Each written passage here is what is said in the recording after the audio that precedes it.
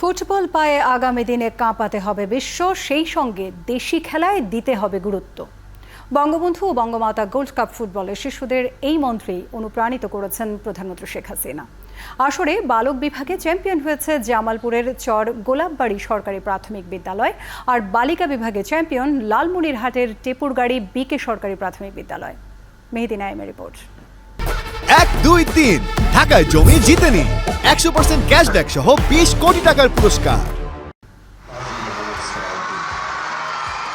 বঙ্গবন্ধু ও বঙ্গমাতা প্রাথমিক বিদ্যালয় football tournament বাংলাদেশের ক্রীড়াঙ্গনের পাক বদলের এক মহামঞ্চ। পৃথিবীর বুকে বিস্ময় তৈরি করল।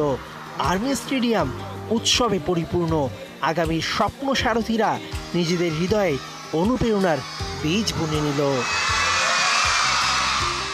বঙ্গবন্ধু গোল্ড কাপের ফাইনালে জামালপুরের মাদারগঞ্জ চর গোলাবাড়ি সরকারি প্রাথমিক বিদ্যালয়ের মুখোমুখি হয় রংপুরের মিঠাপুকুর তালিমগঞ্জ সরকারি প্রাথমিক বিদ্যালয়, যেখানে 2-1 গোলে জিতে শিরোপার স্বাদ নেয় রংপুরের বালকেরা।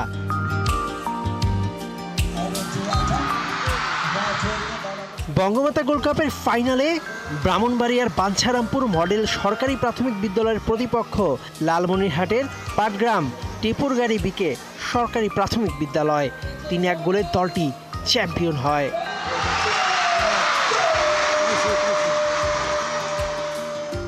আগামী তারকাদের অনুপ্রাণিত করেছেন প্রধানমন্ত্রী শেখ হাসিনা। যারা আজকে এখান থেকে শুরু, একদিন তারা আন্তর্জাতিক পর্যায়ে বাংলাদেশের জন্য আরও বেশি করে সম্মান বয়ে নিয়ে আসবে।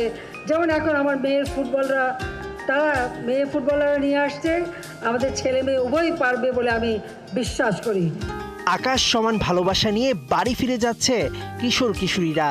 ওদের হাতে পুরস্কার তুলে দিয়েছেন স্বয়ং প্রধানমন্ত্রী শেখ হাসিনা।